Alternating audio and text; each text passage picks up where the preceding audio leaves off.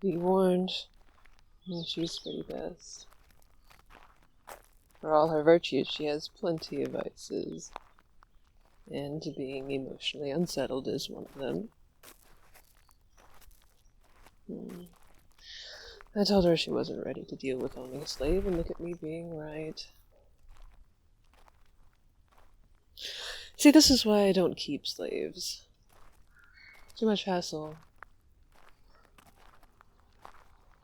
Why Signe has decided to bet her life savings on you, I'll never understand. Oh, save it for Signe. She's immature enough to entertain your ridiculous sentiments. It might sway her, but it does nothing for me.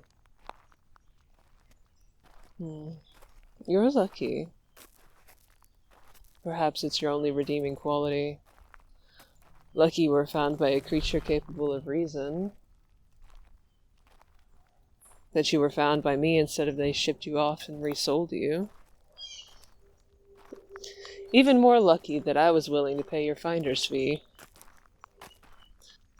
All because Signe wanted a willful slave. The whole thing disgusts me. She's using you, you know. Using you as an act of defiance against the clan. And here you go proving that she's incapable. And perhaps this behavior will have her seeing reason. It isn't ignorance. She knows she's too soft with you. Signe does what Signe wants. The rest of us be damned. Signe, we're back. You stay.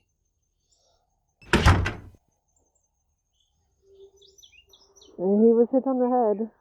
They tell me he was asleep for most of it. But he wasn't flogged or flayed. Yeah, at least there's that. Signe, you know what I'm going to say. She doesn't tell me how I should treat my own property, save it. No, I'll not save it. I implore you to see reason here. You will run again. This is why we choose our captures more carefully. God damn it, Torsten. Next time, it will be worse. The winter is coming. He won't survive long enough to be found by slavers. And that's if he decides to run. What is stopping him from killing you in your sleep, huh? Do you take any precautions at all? Oh, you don't, do you? Signe, that is a death wish. Raiding is a death wish, but you condone that one. You have brothers to back you. No one is here with you. He can overtake you easily while your back is turned. First, you batter me for my decision to not abuse my prisoner, and then you insult my abilities as a shield bearer. I'll offend you again if it means you would see things clearly. I've seen the way he watches you. I'm not ignorant of these things, Torsten. I've not forgotten. I know your people's way. You take them young, right? Easier to assimilate. That's not what we're talking about right now. Then what are we talking about, Torsten? You have a problem with him. I'm just saying I can help with it. I don't need or want your help.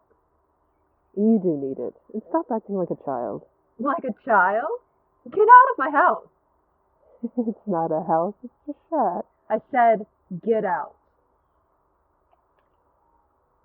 Fine. Creature. Get inside. I am so disappointed in you. What were you even thinking? Where were you going to go? Oh, shut up, I am talking. It was a very foolish thing that you did. You wouldn't last a week in the wild. Between the bears, the cold, and the wolves. Water is easy enough to find, but what about food? You don't seem to understand your position, you decrepit creature. You now reside at the edge of the world with a clan of heathens. Heathens who would find no greater pleasure than using you as a way to prove that I am unworthy of the freedom I worked hard to earn. No amount of disorder will change your fate. It's already written for you. You can lash out at me and run if you want, but you'll never go back to your farm. The wind has scattered it across the fields by now. The more you burden your mind with it, the more you will suffer. It's best to forget all of it. How did the slavers find you? Yes, I heard their dogs barking. I realize now that it must have been you. Let me see your head. Does it still hurt? I'll ask for some willow bark. It'll help dull the pain of it. What else happened?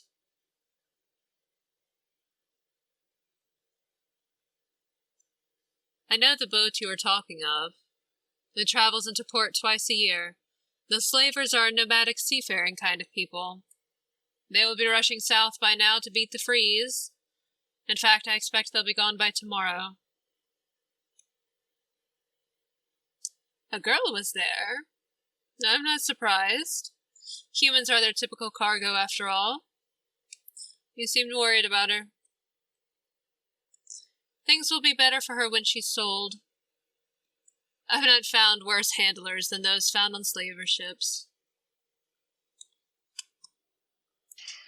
They will sell her quickly. Honestly, she may already be sold and settled. The last ones tend to be cheap. Not all owners are like I am. At the same time, most anyone is better than being on one of those accursed boats. Did Torsten get you before they marked you? He said they didn't. Did they? Oh, you'd know if they did. It's not uncommon for them to brand their captures. But if they didn't give you the red iron, then I suppose you shouldn't be allowed to rest. I have been shorted a hunting trip, and now I owe Torsten for your finder's fee. I'm certain it wasn't cheap. Plus you stole some things that weren't returned. All in all, you've made a very expensive mistake. And I will have my repayment. But I'll have it tomorrow. I reached my limit of bullshit for the day. Tell me, you and Torsten were speaking when you came up. What were you talking about?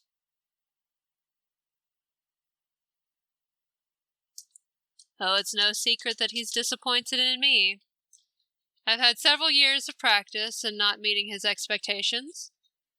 I doubt he's surprised anymore. And as for the other bit...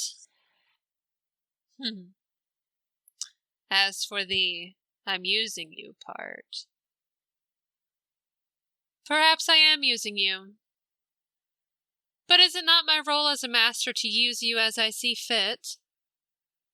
It is just the natural order of things, after all. You belong to me and no one else. One day this idea will give you comfort. But in the meantime, perhaps you should know a bit more. You know that I am disliked here. Perhaps you should know why. It's a bit of a story, but you have nothing better to do, so sit down and listen. I'll not repeat myself. So, where to start? Our clan doesn't just skirmish and burn villages across the sea. We wage local war as well. This clan was tested by another from further south. They wanted free access to the port, but were unsuccessful in their conquest, so as a result the clan leader was killed, and the remainders taken prisoner, something you can understand, I'm sure. One slave was a woman named Miria, who had a daughter with her named Ratha. They were sold as a pair to Torsten's uncle.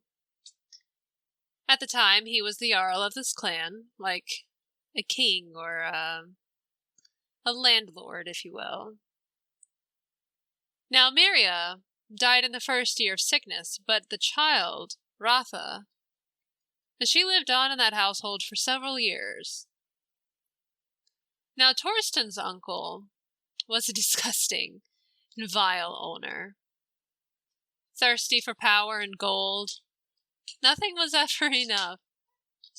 And as a warlord, he challenged every neighboring clan he could, and always he took Ratha as a squire.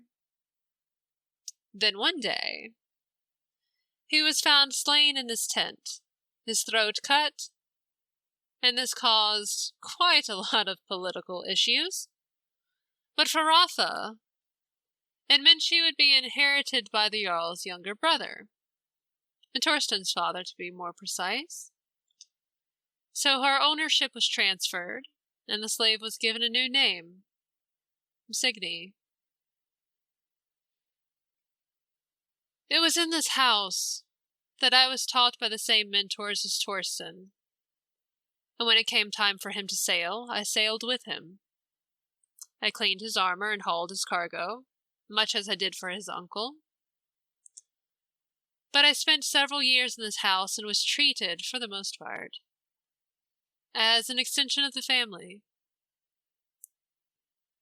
A few years ago, I was given my freedom entirely and chose to stay here with Torsten.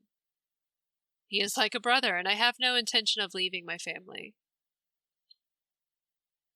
However,